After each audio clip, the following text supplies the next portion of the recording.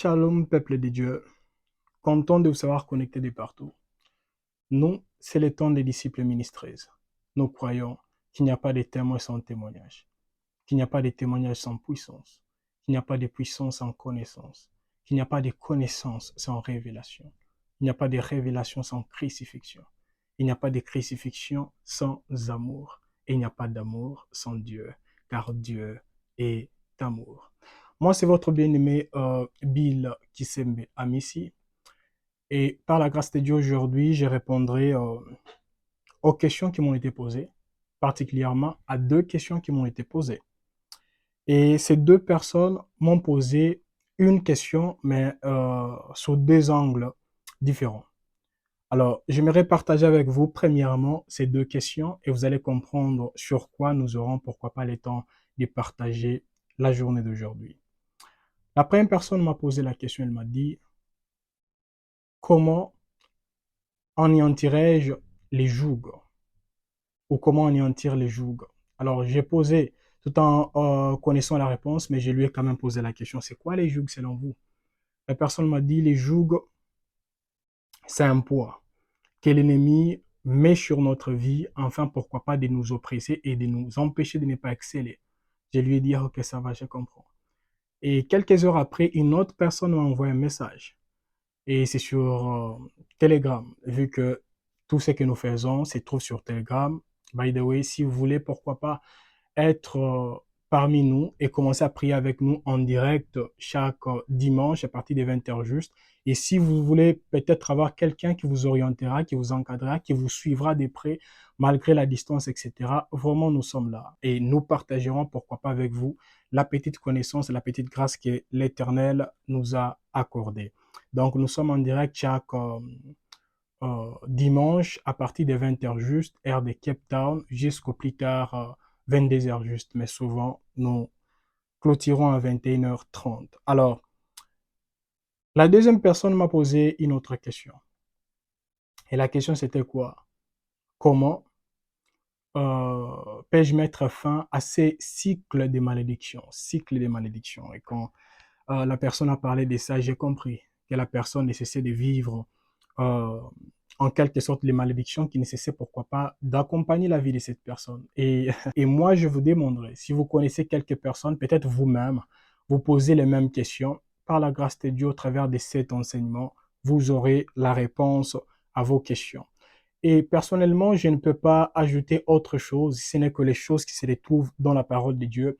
Parce que si vous posez les mêmes questions à un féticheur, il vous dira non, vous devez vous déshabiller, faire ceci et cela. Si vous posez la même question, je ne sais pas, à d'autres personnes, ils vous diront je ne sais pas quoi. Je respecte leur tradition, je respecte leur foi, mais moi, je me focaliserai uniquement sur la parole de Dieu. Que nous dit la parole sur la malédiction, pourquoi pas, comment l'anéantir. Et aujourd'hui, nous parlerons d'une et une seule chose qui nous aideront à anéantir la malédiction. Il y a d'autres personnes qui nous suivent à la maison qui peuvent dire, moi j'essaie, ça doit être la prière. D'autres personnes disent, ça doit être les jeûnes. D'autres personnes disent, ça doit être les offrandes, etc. Tout ça c'est bon, mais je ne parlerai pas de ça aujourd'hui. Aujourd'hui, nous parlerons d'une chose. Si vous donnez l'argent, si vous priez, si vous jeûnez, mais si vous ne pratiquez pas ce que nous aurons à partager aujourd'hui, ça sera vraiment un passe-temps. Et j'aimerais souligner quelque chose. Parce qu'il y a même d'autres personnes en suivant nos vidéos, ça peut être sur YouTube, sur Facebook, je ne sais pas où. Il y a d'autres personnes qui ont déjà commencé à nous critiquer, disons que c'est que nous enseignons, apparemment nous perdons les gens, etc. J'aimerais vous dire ceci. Nous travaillons, je dirais notre ministère se focalise sur les quatre formules qu'on a toujours eu le temps de partager. Et en parlant de ces quatre formules, c'est à vous à la maison. Et nous ici, nous méditons la parole, nous ouvrons la parole et nous allons comprendre maintenant, nous pratiquons quelle formule. Parlons d'abord de ces quatre formules. Pour ceux qui sont attachés à ces ministères, vous savez déjà de quelle formule j'aimerais parler là actuellement. Premièrement, c'est vérité plus mensonge égale corruption. Vérité plus mensonge égale corruption. Bien-aimés dans le Seigneur, quand nous regardons nos vies, quand nous regardons pourquoi pas le christianisme actuel, on peut directement comprendre qu'il y a premièrement la vérité, deuxièmement, on a ajouté à la vérité les mensonges, et là actuellement nous avons maintenant la corruption.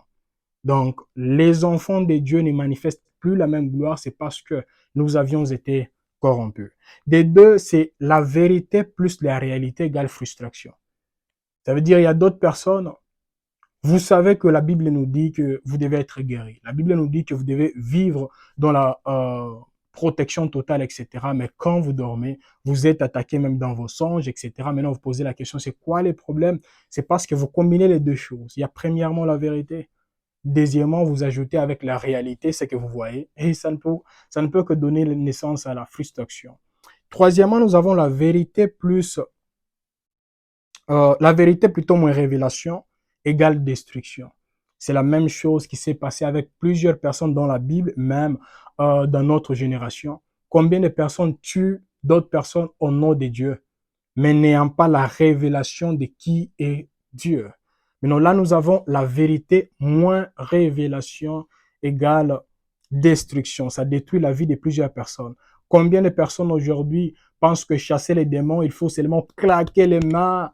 Combien de personnes aujourd'hui pensent que pour que Dieu puisse nous entendre, il faut crier, avoir, je ne sais pas, des mal à donc, sur votre gorge, etc. Combien de personnes aujourd'hui pensent que Dieu, pour qu'il nous réponde, vous devez dormir par terre afin qu'il nous entende. Tout ça, c'est quoi? Il y a la vérité, moins révélation. Ça ne peut que détruire la vie de plusieurs personnes. Et en dernier lieu, nous avons maintenant la vérité plus la révélation égale transformation. Et c'est ce que nous faisons par la grâce de Dieu. C'est ce que nous continuerons toujours à faire. La vérité plus révélation, qu'est-ce que Dieu veut nous dire par rapport à ça? Et par la grâce de Dieu, la vie de plusieurs personnes ou les vies de plusieurs personnes seront transformées. C'est ce qui manque vraiment dans plusieurs endroits. Et le problème, c'est quoi? Nous avons la vérité, mais il n'y a plus de révélation. Maintenant, les gens ne comprennent pas qu'est-ce qui se passe parce que la vérité sans révélation, c'est comme un médicament.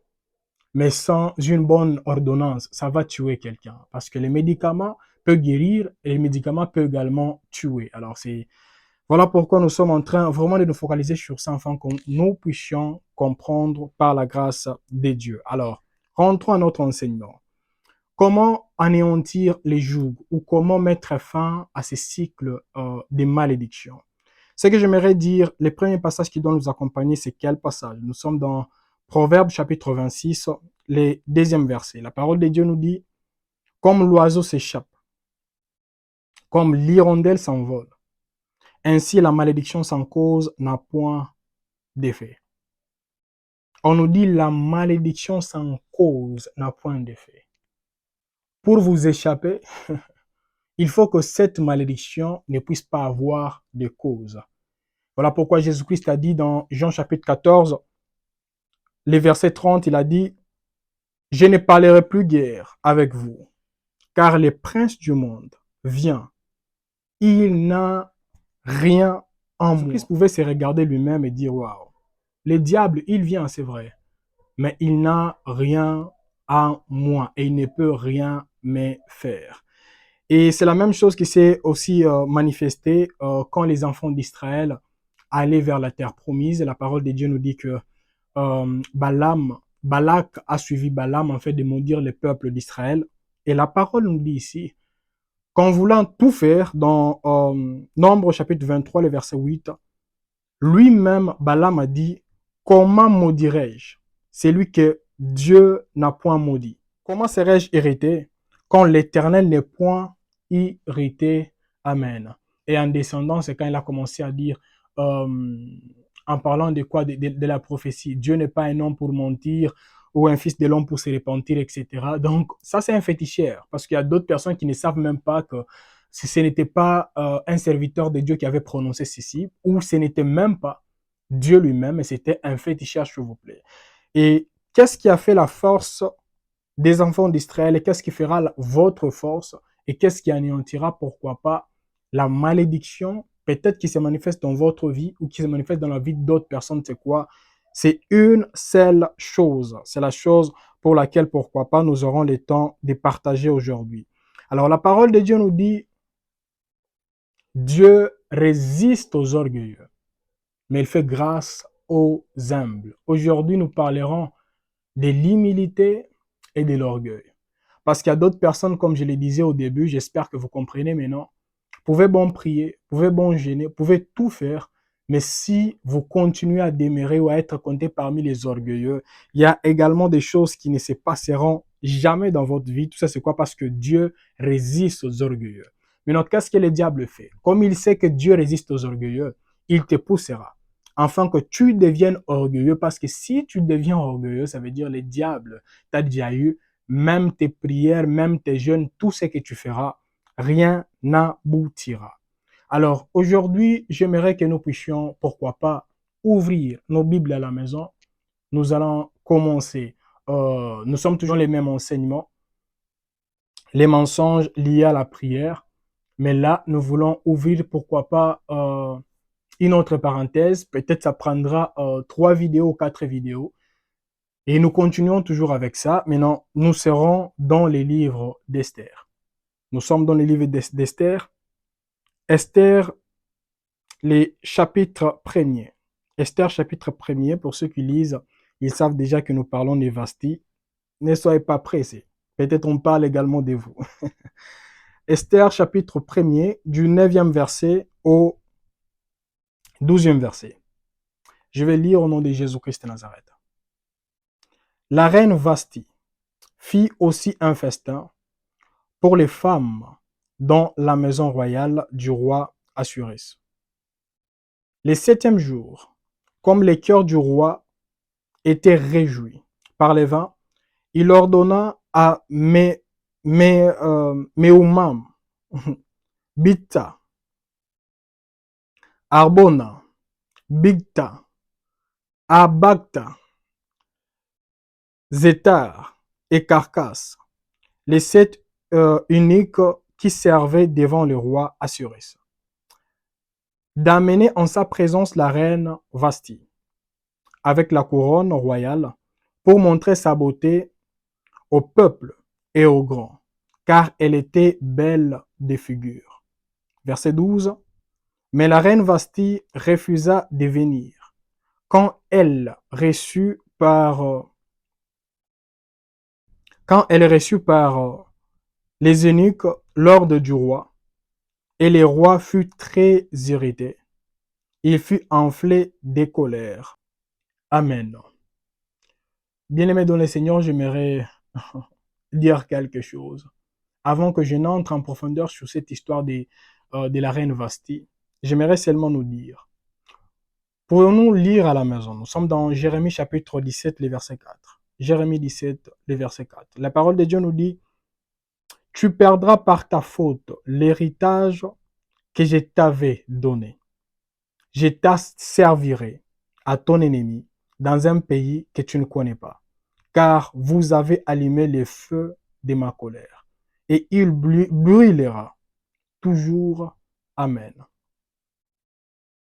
J'aimerais prier pour vous, bien-aimés dans le Seigneur, et pour moi-même, et dire, Seigneur, par ta grâce, fais-nous grâce éternelle des armées, afin que nous ne puissions pas perdre éternel des armées, par nos erreurs éternelles, ton héritage.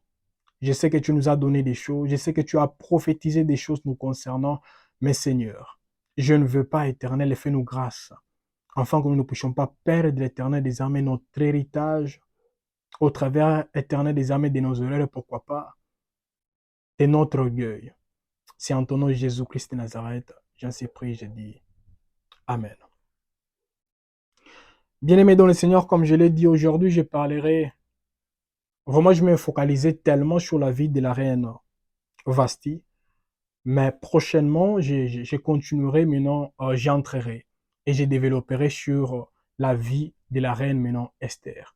Et je vous demanderai vraiment d'être là, parce qu'il y a plusieurs choses. Si je prenais le temps d'expliquer tout ça, ça peut prendre même 2 heures. Alors voilà pourquoi j'ai voulu enseigner en 2 parties, ou en plusieurs parties, dirais-je.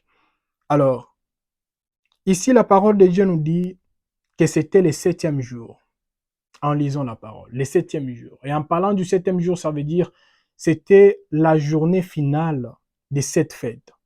Donc, les rois et ses invités devraient se réjouir pendant 7 jours. Le 7e jour, s'il vous plaît, qui allait conclure ou clôturer avec leur festin, etc., c'était le jour où la reine Vasti s'est décidée, pourquoi pas, à désobéir au roi. Maintenant, j'aimerais, ensemble avec vous, que nous puissions, pourquoi pas, faire des recherches, ensemble avec vous, faire des recherches, afin de comprendre c'est quoi la révélation qui se cache derrière cet enseignement. Parce qu'au début, je vous avais dit, vérité plus révélation égale transformation. Alors, si dans tout ce que je dirais aujourd'hui, il n'y a pas de révélation, ça sera vraiment, comme qui dirait, nous lisons seulement des histoires. Mais nous ne comprendrons pas c'est quoi la pensée de Dieu nous concernant aujourd'hui dans cette année. Alors, nous commençons premièrement par les noms Vasti. Vasti signifie quoi? Faites des recherches à la maison, vous allez vraiment tomber sur une conclusion. Vasti signifie bien-aimé. Bien-aimé. Ce n'est pas mal aimé, mais plutôt bien-aimé. Et j'aimerais dire aux bien-aimés qui sont à la maison, deux fois nous nous comportons comme des Vastis, mais sans les savoir. L'Éternel nous voit comme des bien-aimés. Mais parce que le problème a commencé où? Le problème a commencé quand Vasti a reçu une invitation provenant du roi. Et ce n'était pas une personne qui était venue avec l'invitation, mais plutôt 7 personnes, et c'était le 7e jour. Alors, prenons les chiffres 7. Pour ceux qui étaient avec nous quand nous étions en train de partager sur les significations des chiffres. Les chiffres 7, c'est les chiffres du repos, qui symbolisent les repos. Maintenant, il y a des hommes et des femmes qui nous suivent là à la maison. Peut-être l'Éternel veut maintenant vous introduire dans votre repos. Maintenant, il vous envoie seulement les hommes et les femmes afin de vous appeler dans sa présence. Maintenant, si vous dites non, vous devez comprendre maintenant, là pour comprendre pourquoi le roi n'a pas envoyé 2 personnes, 3 personnes, 4 personnes. Et là, vous allez comprendre que rien n'est au hasard dans la parole de Dieu. Rien. Vraiment, tout ce que nous lisons dans la parole de Dieu, il y a des révélations et nous devons les comprendre. Alors, relisons les versets 10 et examinons les noms, parce que les noms des Vasti, on a compris que ça signifie bien-aimé. Alors, les noms de 7 personnes, vraiment, méditons sur ces noms et nous allons comprendre. Le 10e verset nous dit, le 7e jour, comme les cœurs du roi étaient réjouis par les vins, il ordonna à Meumam. Prenons d'abord Meumam. Meumam signifie quoi? Je fais des recherches dans les Grecs et en hébreu, ça signifie fidèle. Écrivez à la maison, vous pouvez écrire en commentaire, ça peut être sur YouTube, parce que là, nous sommes en direct. Sur YouTube, veuillez seulement écrire fidèle. Meumam égale fidèle. La deuxième personne, c'est qui? C'est Bitsa. Bitsa signifie quoi? Butin. Butin. Et en parlant des butins, butin, par définition, c'est ce qui est pris à l'ennemi après la victoire. Écrivez. Troisièmement, nous avons Arbona. Arbona signifie quoi? Arbona signifie conducteur d'âne. J'espère que vous comprenez. Je vais expliquer à la fin. Conducteur d'âne ou guerrier. Arbona. Quatrièmement, nous avons Bigtan. Bigtan signifie quoi? Dans l'air pressoir ou dans de la bonne sémence don de Dieu. Alors, les pressoirs signifient quoi? Les pressoirs signifient machine servant à presser certains fruits pour en extraire les jus. On aura le temps vraiment de parler de ça. Cinquièmement, nous avons heureux, parce que le nom c'est quoi? Abakta. Pour ceux qui écrivent, Abakta égale heureux, prospère. C'est ça la signification d'Abakta. La 6e personne, c'est qui? Zétar. Zétar signifie quoi? Étoile. Et la 7e personne signifie, son nom c'est qui? Carcasse. Carcasse signifie quoi? Sévère. Donc, quand Vasti a refusé l'invitation du roi, Vasti a également refusé l'invitation du fidèle, qui est Dieu. Elle a refusé l'invitation de celui qui donne les butins. Ça veut dire celui qui nous donne ce que nous n'avons pas eu, pourquoi pas le temps de travailler sur ça. Parce que les butins, c'est quand vous allez à la victoire, vous allez à la guerre, vous avez une victoire, c'est que vous avez reçu là-bas. C'est ce qu'on appelle les butins. Ça veut dire, toi, tu n'as pas combattu, mais on vient te donner les butins. Mais non, vous ne comprenez pas que tout ça, ça se focalise sur la personne de Jésus. Ici, nous voyons, premièrement, Vasti a refusé l'homme qui est fidèle, qui est Dieu. Deuxièmement, Vasti a refusé. L'homme qui donne 2 fois un don, ou je dirais quoi, un butin. Troisièmement, Vasti a refusé. La personne qui est entrée en Jérusalem sur un âne, qui est la personne de Jésus, l'agneau que Dieu a envoyé sur la terre. Quatrièmement, Vasti a refusé. A refusé, pourquoi pas, parce que Bigtan, comme on a eu à parler, c'est dans l'air pressoir, dans de la bonne chance. Et quand on parle du pressoir, ça veut dire, comme on a eu à parler ici, on te presse, afin que ce qui est en toi puisse sortir. La parole de Dieu nous dit, c'est par l'abondance du cœur que la bouche parle. Maintenant, quand on te presse, bien-aimé dans le Seigneur, qu'est-ce qui sort de toi? Qu'est-ce qui sort de toi? Parce que là, nous voyons que Vasti, quand on l'a pressé, Vasti a, pourquoi pas, lancé les refus au roi. Elle n'a pas voulu vraiment se déplacer. Maintenant, il y a d'autres personnes comme ça. Vous marchez avec vos émotions. Quand l'émotion est d'accord, vous êtes d'accord. Quand l'émotion refuse, vous refusez. Ignorant qu'en tant qu'enfant de Dieu, il y a des choses que nous devons faire afin de plaire à Dieu, le créateur du ciel et la terre. Quand on vous presse, qu'est-ce qui sort? Est-ce les insultes? Est-ce l'orgueil? Est-ce je ne sais pas quoi? Bien-aimés dans le Seigneur, ne seront pas comme Vasti. Et en descendant encore, on nous parle, après Bigtan, nous avons Abagta, heureux et prospère. Heureux et prospère. En refusant, Vasti a également repoussé, pourquoi pas, une vie heureuse et une vie prospère. En descendant encore, nous voyons que nous avons maintenant Sétar. Sétar, regardez bien, c'est les chiffres 6. Les chiffres 6, c'est les chiffres des hommes. Et quand nous regardons, même dans la Nouvelle Alliance, nous voyons déjà dans le livre de Matthieu, la parole de Dieu nous parle de ces hommes qui sont venus de partout. Et l'objectif, c'était quoi? Ils suivaient seulement, c'est quoi encore on dit? L'étoile. Et cette étoile, c'était la personne de Jésus. Et en parlant de l'étoile, ce n'est pas à toi de diriger l'étoile, mais plutôt c'est à toi de suivre l'étoile. Voilà pourquoi c'est cette personne venue, c'est pour attirer Vasti vers le roi. Maintenant, la 6e personne, c'est Sévère. C'est la facette que Vasti a ignorée. Elle a ignoré que les mêmes rois qui pouvaient manger avec elle, boire avec elle, rigoler avec elle. Les rois en soi, c'est un roi qui est également sévère.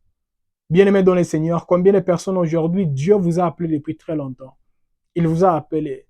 Il a dit qu'il fallait faire ça, ça, ça, mais vous ne cessez pourquoi pas de résister. Ignorant que votre roi, c'est vrai, il rigole avec vous, mais demain ou après-demain, il sera sévère. Et quand il s'élève et quand il se fâche, bien aimé dans le Seigneur, il ne rentre pas en arrière. Tout ça, c'est quoi? C'est parce que moi et vous, nous avons l'opportunité d'échanger les choses aujourd'hui, pas demain, aujourd'hui, afin qu'au travers de nous, qu'il y ait des hommes et des femmes qui seront bénis. Et tout cela, c'est quoi? Nous devons d'abord, pourquoi pas, enlever notre couronne et accepter qu'une autre personne puisse régner à notre place. Parce que Vasti a ignoré qu'elle était appelée reine, c'est parce qu'elle a été aimée par un roi. Et en regardant l'histoire de Vasti, je ne pouvais pas vraiment croire, parce que j'ai plusieurs choses à dire, mais j'ai pas même dit la moitié jusque-là, mais j'aimerais parler de quelques points et puis je vais me limiter par là. Je pense prochainement, nous allons continuer. J'aimerais dire ceci, bien-aimé dans le Seigneur. En lisant l'histoire de Vasti, comme je l'ai encore si bien dit, comprenons, la parole nous dit, comme on vient à peine de le dire, tu perdras ton héritage par ta propre faute. Jérémie chapitre 17, le verset 4.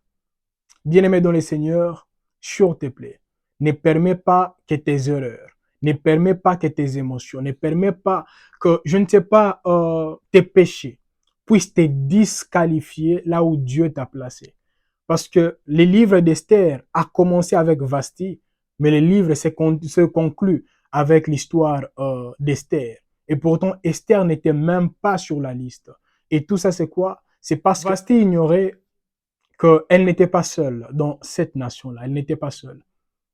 C'est seulement par la grâce de Dieu qu'elle s'est retrouvée par là. Bien-aimés dans le Seigneur, s'il y a d'autres choses que l'Éternel est en train d'accomplir dans vos vies, s'il vous plaît, ne tombez pas dans l'orgueil pour dire, moi j'ai mérité ça, j'ai fait ceci et cela. Bien-aimé dans le Seigneur, c'est parce que tu es la bien-aimée de Dieu. Il y a d'autres personnes comme les Vasti, actuellement, vous qui nous suivez à la maison. Vasti a été, pourquoi pas, rejeté malgré sa beauté et malgré tout. Tout ça, c'est quoi? Parce que, bien-aimé dans le Seigneur, tu peux avoir un don, tu peux avoir une grâce, mais si ton comportement est sale, même ta vie, ta personne sera regardée comme sale. C'est vraiment important, bien-aimé dans le Seigneur. Et en tant qu'enfant de Dieu, s'il vous plaît, préservons ce que Dieu nous a donné. Préservons ce que Dieu nous a donné. Ne pensons pas que ce que Dieu nous a donné, c'est pour l'éternité. C'est toujours là, Dieu ne va pas changer. Non, bien-aimé dans le Seigneur. Combien de temps Dieu ne cesse de te parler, tu dois abandonner ça, mais tu ne veux pas le faire, c'est parce que tu tombes dans ce que la parole de Dieu est en train de nous dire ici. Parce qu'en lisant l'histoire de Vasti, moi j'ai vu que l'histoire de Vasti marche de pair avec l'histoire de ces trois personnes que nous trouvons dans la parole de Dieu. J'aimerais parler de ces trois personnes et puis nous allons vraiment clôturer par là pour aujourd'hui. Je nous demanderai pourquoi pas d'être là la fois prochaine afin que nous puissions continuer. En parlant de ces trois personnes, la première personne que j'aimerais que nous puissions comprendre au travers de son histoire, c'est qui? C'est la personne qu'on appelle ici Pharaon. Pharaon, Moïse est parti vers Pharaon. Moïse a dit des choses qui étaient tellement simples. L'Éternel a dit, laisse aller son peuple. Donc, l'Éternel a envoyé seulement une invitation à son peuple d'Israël. Mais Pharaon a refusé. Par orgueil, Pharaon a refusé. Maintenant, pourquoi Pharaon a refusé? C'est parce que Pharaon ne s'est focalisé que sur ses propres intérêts. Pharaon se disait, si je laissais partir ces peuples, maintenant mon peuple va manger comment? Mon peuple va faire quoi? Bien-aimés dans le Seigneur, vous aussi, nous aussi, des fois, nous nous comportons comme des pharaons. Dieu te dit, laisse l'impudicité. Ah non, si j'ai laissé l'impudicité, maintenant mon corps demande chaque jour. Ah ok. Dieu te dit, donne-moi ta bouche, afin que je puisse me servir de ta bouche pour sauver plusieurs personnes. Non. Moi, j'aime tellement calomnier, etc. Dieu te dit, donne-moi tes yeux, afin que j'utilise tes yeux, que je passe au travers de tes yeux, afin de bénir d'autres personnes. Non. Moi, j'aime tellement regarder les séries télévisées, etc. Bien-aimé dans le Seigneur. Plus tu refuses et plus d'autres mauvaises choses se manifesteront dans ta vie. Que ni la prière, ni les jeûnes, ni je ne sais pas les offrandes ne stopperont cela. Car ça sera un combat entre toi et l'Éternel. Ça ne sera pas entre toi et les diables. Bien-aimé de le Seigneur. Parce qu'en regardant l'histoire des pharaons, plus il résistait, la Bible nous dit qu'il a perdu les brebis, qui symbolisaient, pourquoi pas, la richesse. La Bible nous dit qu'il a perdu son fils unique, qui symbolisait son héritage. La Bible nous dit qu'il a perdu sa réputation, qui symbolisait, pourquoi pas, sa gloire. Bien-aimés dans le Seigneur, ne permettez pas que vos finances puissent être bougées à gauche et à droite pour entrer à Dieu. Que je ne sais pas, votre réputation puisse être salie pour entrer à Dieu, pour que vous puissiez rentrer à Dieu. Mais décidez-vous de ne pas commencer à résister comme Moïse, comme Pharaon plutôt. Ne résistez pas comme Pharaon, mais plutôt humiliez-vous. Décidez de vous humilier afin de suivre ce que Dieu a dit qu'il accomplira au travers de vous. La deuxième personne que nous voulons vraiment étudier aujourd'hui, c'est qui? C'est la personne de Samson. Dieu lui parlait depuis très longtemps au travers de ses parents. Samson, les chemins que tu es en train de prendre, ce n'est pas un bon chemin. Mais l'histoire de Samson nous révèle la résistance. Samson n'a pas voulu. Mais plus il résistait, qu'est-ce qui s'est passé? La parole nous dit que tout ce qu'il faisait vraiment n'avançait pas. En parlant d'abord de ses relations, ça n'avançait pas. La première relation n'a pas tenu, la deuxième relation n'a pas tenu, et en fin de compte, la finalité c'était quoi? Lui qui était orgueilleux, qui se disait, même sans gêne, parce que Pharaon est plutôt, Samson, lisons la parole de Dieu. Il n'y a aucun verset, aucun passage là où la parole de Dieu nous dit Pharaon a gêné, plutôt Samson a gêné et Dieu lui a répondu. Samson n'a jamais gêné. Samson, il n'invoquait l'Éternel que quand les choses s'empiraient. On a déjà eu le temps de parler sur ça. Mais non, c'est Samson qui était tellement orgueilleux. La parole de Dieu nous dit, même quand on l'avait coupé les cheveux, il ne savait pas qu'on l'avait coupé les cheveux. Il avait dit, je vais m'enterrer comme d'habitude. Et j'aimerais dire à un Samson, à une personne qui me suit là à la maison, demain, tu te diras, je vais m'enterrer comme d'habitude. D'après tout, Dieu m'a toujours pardonné et ça sera trop tard. Samson tellement résisté, qu'est-ce qu'il a perdu? Il a perdu, premièrement, nous voyons que ses cheveux ont été coupés, qui symbolisent son alliance avec Dieu. Des deux, il a perdu ses yeux, qui symbolisent la vision de la vie. Des trois, il a perdu sa réputation. Lui qui était chef, lui qui était considéré comme une personne, je ne sais pas, redoutable, il est devenu maintenant les réjouisseurs. Pourquoi pas une personne qui allait réjouir maintenant l'ennemi. Et des trois, la chose que Samson a perdu, c'était quoi? C'était sa vie.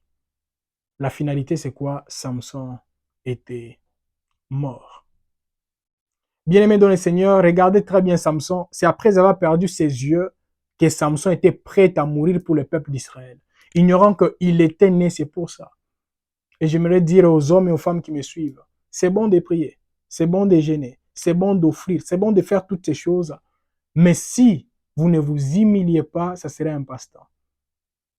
Il y a quelqu'un qui m'a appelé il n'y a pas longtemps, je pense il y a même 1 mois et demi ou 2 mois. La personne m'a appelé, la personne m'a dit qu'elle était tourmentée par les démons, etc. La personne pensait que moi, je ne sais pas si je lui dirais, nous devons gêner, nous devons prier par rapport à ça, nous devons faire ceci et cela. Moi, je lui ai dit, pratique seulement les psaumes 91, le verset 1. Et nous avons lu avec la personne. Les psaumes 91, le verset 1 nous dit, c'est lui qui demeure sous l'abri du Très-Haut, repose à l'ombre du Tout-Puissant. Bien-aimés dans le Seigneur, combien de personnes veulent demeurer dans la présence de Dieu? Plusieurs personnes visitent la présence de Dieu, mais peu demeurent dans la présence de Dieu. Combien de personnes aujourd'hui disent, oh, je ne sais pas, je suis tourmenté par les démons, tourmenté par les démons. Est-ce que tu demeures dans la volonté de Dieu? C'est toi qui veux toujours regarder ce que la Bible nous interdit. C'est toi qui vas toujours là où la Bible ne veut pas que nous puissions aller. C'est toi qui entretiens toujours des relations secrètes et amoureuses, pourquoi pas, des relations sexuelles quand Dieu vous a déjà dit que ce n'est pas une bonne chose et Dieu est contre ça.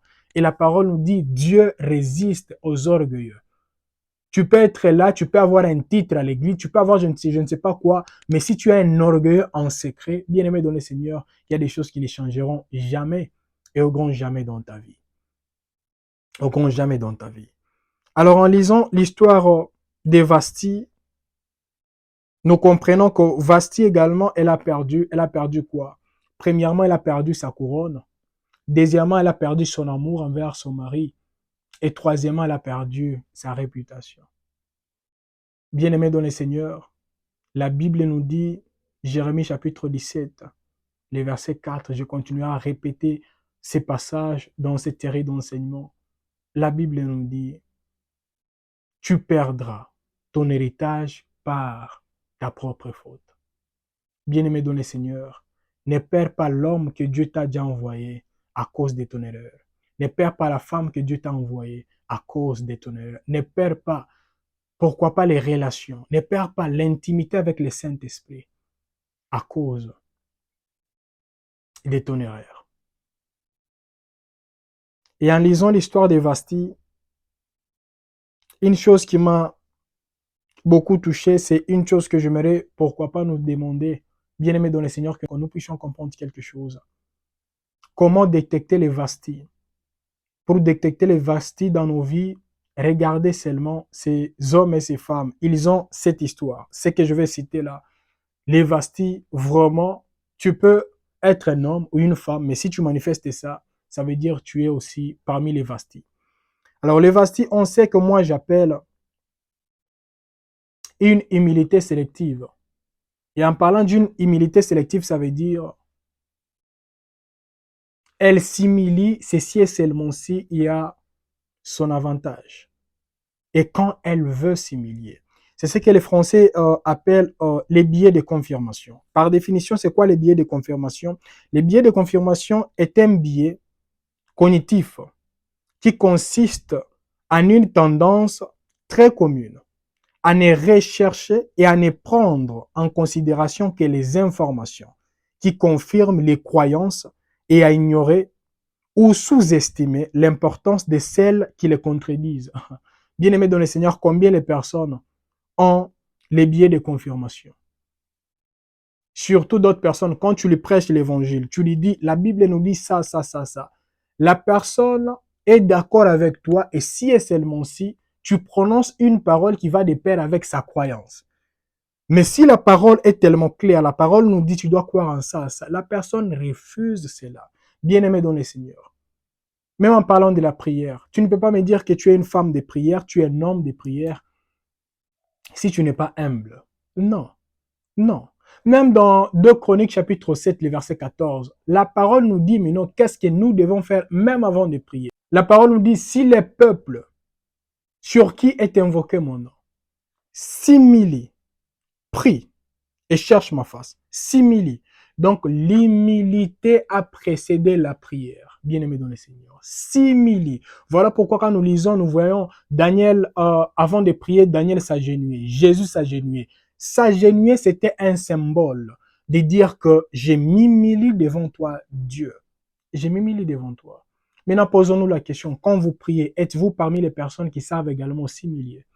Parce qu'il y a d'autres personnes, tu pries, tu gênes, mais tu veux que l'Éternel te réponde comme toi, tu veux qu'il te réponde. Tu n'es pas orgueilleux, tu n'es pas humble, bien-aimé dans le Seigneur. Tu es orgueilleux, cher Vasti. S'il vous plaît, sachons comment nous humilier. Même concernant la prière, il y a d'autres personnes qui sont orgueilleux ou orgueilleuses sans les savoir. Nous allons lire un passage. Nous sommes dans Luc chapitre 18, du verset 19 du verset 9 plutôt au verset 14. Luc 18, 9 à 14. La parole de Dieu nous dit, il dit encore cette parabole en vue de certaines personnes, se persuadant qu'elles étaient justes et ne faisant aucun cas des autres. Des hommes montèrent au temple pour prier. L'un était pharisien et l'autre publicain. Les pharisiens debout priaient ainsi en lui-même.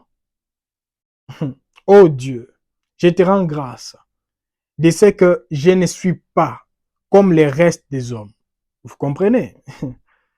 Qui sont ravisseurs, c'est dans la prière. Injustes, adultères, ou même comme ces publicains-là. 12 nous dit, je gêne 2 fois la semaine. Je donne la dîme de tous mes revenus. Le verset 13 nous dit, les publicains, se tenant à distance, n'osaient même pas lever les yeux au ciel.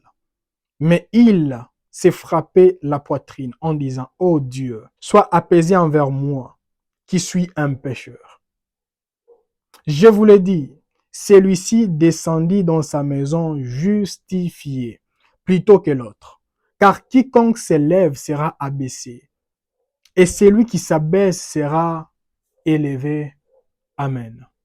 Bien-aimés dans le Seigneur, combien de personnes également font de telles sortes de prières? Seigneur, je te rends gloire et grâce car jusqu'à présent, je suis vierge, je n'ai encore jamais couché avec quelqu'un, je ne suis pas comme tel, tel, tel, tel. Donc tu veux exalter ta virginité.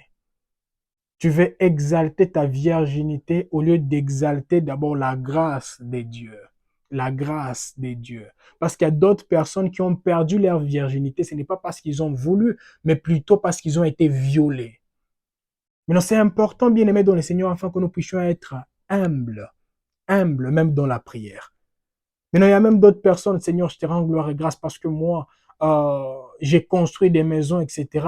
Mon père n'a même pas encore, il n'avait même pas construit sa maison quand il avait 29 ans. Mais moi, à 29 ans, j'ai déjà 5 maisons. Donc, Seigneur, merci parce que je suis la tête de ma famille, etc. Tout ça, c'est quoi, bien aimé dans le Seigneur? L'orgueil. Et nous pouvons vraiment les ressentir. Quand quelqu'un est en train de parler, moi je gêne, hein. J'ai fait les 40 jours de gêne. Vous jouez, vous ne savez pas comment gêner. Bien-aimé dans le Seigneur, l'humilité. Moi qui vous parle ici, je me rappelle quand on m'avait appelé dans une église, quand j'étais au début de mon ministère, au début de ma vie chrétienne, dirais-je. On m'a appelé dans une église et quand je suis entré dans cette église, oh, chose étonnante, on me dit, il fallait que je prie. Je ne savais même pas prier plus de 5 minutes. Je ne savais même pas comment chanter les musiques chrétiennes. Je n'avais aucune musique chrétienne dans ma tête. Aucune chanson chrétienne dans ma tête. Mais la personne me disait, chante. Et comme je ne savais pas, la personne m'a humilié devant tout le monde. Et tout ça, c'est quoi? Ignorant que j'étais dans les processus. Mais aujourd'hui, je peux prier sans calculer les heures ni les minutes. Et tout ça, c'est quoi? Ça m'a appris à être humble. J'ai pris, je gêne par la grâce de Dieu, je vois d'autres choses, je comprends autre chose. Ce n'est pas parce que je suis plus spécial que les autres, mais ce n'est que par la grâce de Dieu. Par la grâce de Dieu. Bien-aimé dans le Seigneur, que l'humilité puisse nous accompagner. Et que cette humilité ne puisse pas être une humilité sélective, là où nous allons seulement nous humilier quand nous voyons nos propres intérêts. Mais s'il vous plaît, regardons également les intérêts de Dieu et ne soyons pas parmi les orgueilleux. Alors nous allons lire les derniers passages pour aujourd'hui et nous allons vraiment nous limiter par là vu qu'il y a plusieurs passages, mais j'aimerais lire les derniers passages et nous allons vraiment nous limiter par là. Nous sommes dans Luc chapitre 14, du 16e verset au 24e verset. Luc 14, 16 à 24. Je lis au nom de Jésus-Christ. Et Jésus lui répondit, un homme donna un festin, un homme donna un grand souper, et il invita beaucoup de gens. À l'heure du souper, il envoya son serviteur dire aux conviés, venez, car tout est déjà prêt. Mais tous, unanimement, se mirent à s'excuser. Le premier lui dit, j'ai acheté un champ et je suis obligé d'aller les voir. Excuse-moi, je t'ai pris. Un autre dit, j'ai acheté 5 paires de bœufs et je veux les essayer. Excuse-moi, je t'ai pris. Un autre dit, je viens de me marier et c'est pourquoi je ne suis pas allé. Le serviteur de retour rapporta ces choses à son maître. Alors le maître de la maison, irrité, dit à son serviteur, va promptement dans les places et dans les rues de la ville et amène ici les pauvres, les extropiés, les aveugles et les boiteux. Le serviteur dit, maître, ce que tu as ordonné a été fait et il y a encore de la place. Et le maître dit au serviteur, va dans les chemins et les longs et les longs des aïeux. Et ce que tu trouveras, contrains-le d'entrer, afin que ma maison soit remplie. Car je vous l'ai dit, aucun de ces hommes qui avaient été invités ne goûtera de mon souper. Amen. Là, nous voyons que les places étaient là, mais les hommes ont refusé. Nous avions ouvert cet enseignement avec l'invitation et nous la clôturons avec l'invitation. Bien-aimés dans le Seigneur, regardons ces hommes. Les excuses qu'ils donnaient, c'était des excuses qui étaient vraiment normales, concevables. L'autre a dit non, moi je me suis marié, d'après tout, Seigneur, tu sais. L'autre a dit non, moi je dois regarder ceci et cela. Bien-aimé dans le Seigneur, c'est la même chose qui se passe là actuellement. Dieu veut utiliser les hommes et les femmes. Mais qu'est-ce que nous faisons? Nous nous focalisons trop sur nos propres besoins. Non, moi je n'ai pas encore fait ça. Moi. Quand je finirai avec ça, je viendrai peut-être. Bien-aimé dans le Seigneur, veillons à accepter l'invitation avant qu'il ne soit tard. Et surtout, ne soyons pas parmi les orgueilleux, parce que la parole de Dieu nous dit un passage que j'ai toujours aimé, et je continue à aimer ce passage, Jacques chapitre 4, le verset 7. Soumettez-vous donc à Dieu, résistez au diable, il fera l'un de vous. Et là, vous comprenez que la résistance n'a pas précédé la soumission. C'est la soumission qui a précédé la résistance. Soyons parmi les hommes et les femmes qui sauront comment se soumettre à la volonté de Dieu. Il y a même d'autres personnes qui m'écoutent là actuellement. Vous savez, vous n'avez pas besoin même de prédication. Dieu vous a dit d'abandonner ça, ça, et vous le savez très bien. Vous n'avez pas besoin de moi afin de vous rappeler cela. Maintenant, vous attendez quoi, bien-aimés dans le Seigneur? Ne soyez pas orgueilleux. Parce que si vous continuez, vous persévérez sur le même chemin, sachez-les, bien-aimés dans le Seigneur, il y a des choses qui ne changeront pas. Ce n'est pas parce que le diable est fort, mais plutôt, c'est parce que Dieu est contre vous. Et si Dieu est contre vous, qui sera pour vous, bien-aimés dans le Seigneur? Ne combattez pas contre les seigneurs. Ne combattez pas contre Dieu. Seigneur, merci. Toi qui as permis à ce que nous puissions commencer, toi qui permets à ce que nous puissions clôturer là actuellement.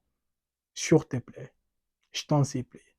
Aide à ma sœur, aide à mon frère et aide-moi, Seigneur, afin que nous puissions être parmi les personnes qui sauront comment honorer ton invitation, Seigneur. Honorer ton invitation. Que nous ne soyons pas parmi les personnes qui diront, Seigneur, je les ferai. Je les ferai, je les ferai. Après ça, ça, ça. Mais les hommes et les femmes qui diront, malgré tout ce que j'expérimente, je dois le faire pour que l'honneur et la gloire puissent revenir à celui qui m'a créé, à celui qui est au-dessus de toute puissance. Seigneur, nous avions tellement chassé les démons, peut-être que ce n'était pas un problème des démons, c'était un problème d'humilité. Nous ne savions pas seulement comment nous humilier. Nous étions tellement orgueilleux, nous faisions des choses éternelles, résistant à ta volonté, ignorant que chaque fois, si nous continuons toujours à résister à ta volonté, nous résistons, pourquoi pas, à ce que toi, tu as dit que tu manifesteras au travers de nous. Seigneur, dirige-nous, oriente-nous et fais-nous grâce que nous ne soyons pas comme Vasti ou comme Pharaon ou comme Samson éternel, qui ont perdu des choses et des choses avant d'accepter de se soumettre. C'est en ton nom, Yeshua Mashiach, nous avons ainsi prié, nous disons Amen. Vraiment, merci de nous avoir suivis. Une partie sera publiée. Et s'il vous plaît, nous sommes toujours dans le livre d'Esther. Continuez vraiment à méditer dans le livre d'Esther. Et prochainement, nous allons maintenant toucher l'histoire de Mardoché, l'histoire de la personne qu'on appelle ici Esther. Et pourquoi pas l'histoire des enfants d'Israël. Que l'Éternel vous bénisse et vous garde. Et partagez ces messages avec les hommes et les femmes qui ont besoin de l'entendre. Shalom et à la fois prochaine.